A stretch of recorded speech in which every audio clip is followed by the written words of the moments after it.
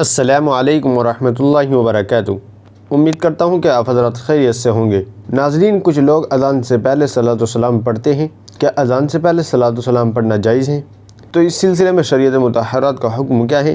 چلیے بہترین رہنمائی کے لیے ہم دارالعلوم دیوبند کا فتویٰ دیکھ لیتے ہیں۔ فتویٰ دیکھنے سے پہلے آپ سے چھوٹی سی گزارش ہے، ویڈیو اچھی لگی تو شیئر کر دیجیے گا اور چینل پر پہلی بار آئے ہوں تو سبسکرائب کر دیجیے گا۔ تو چلیے فتویٰ دیکھ لیتے ہیں۔ چنانچہ کسی سائن نے دارالعلوم دیوبند سے سوال کیا ہے، اذان سے پہلے صلاۃ والسلام پڑھنا کیسا ہے اور نماز جمعہ کے بعد درود و سلام پڑھنا ٹھیک ہے یا نہیں؟ تو چلیے دیکھتے ہیں دارالعلوم دیوبند نے اس کا کیا جواب دیا ہے۔ بسم اللہ الرحمن الرحیم۔ فی نفسی صلاۃ والسلام پڑھنا رسول اللہ صلی اللہ علیہ وسلم پر بہت ہی بہترین عمل ہے اور بہترین عبادت ہے۔ خوب کثرت سے آپ صلی اللہ علیہ وسلم پر صلاۃ والسلام پڑھنا چاہیے، مگر تنہائی میں بیٹھ کر خلوص کے ساتھ آہستہ آواز سے پڑھنا چاہیے، کسی کو ستانا دکھانا مقصد نہ ہو۔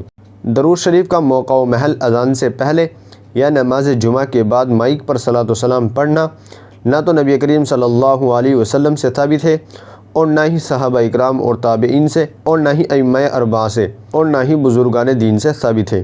موجودہ رواج جو درود شریف پڑھنے کا نماز جمعہ کے بعد یا فجر کے بعد یا اذان سے پہلے، وہ بھی بلند آواز سے اور مائک میں پڑھنا، یہ سب محض ریاکاری اور دکھاوا ہے، اس سے کوئی اجر و ثواب نہیں ملے گا۔ واللہ تعالی علم۔ دارالفتہ دارالعلوم دیوبند۔ ناظرین، امید ہے کہ مسئلہ آپ کی سمجھ میں آ گیا ہوگا۔ ویڈیو اچھی لگی ہے تو لائک کریں، شیئر کریں اور چینل پر پہلی بار آئے ہوں تو ہمارے چینل کو سبسکرائب کر سکتے ہیں۔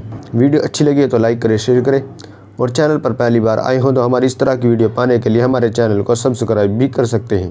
چلیے پھر ملتے ہیں کسی دوسری ویڈیو میں۔ السلام علیکم ورحمۃ اللہ وبرکاتہ۔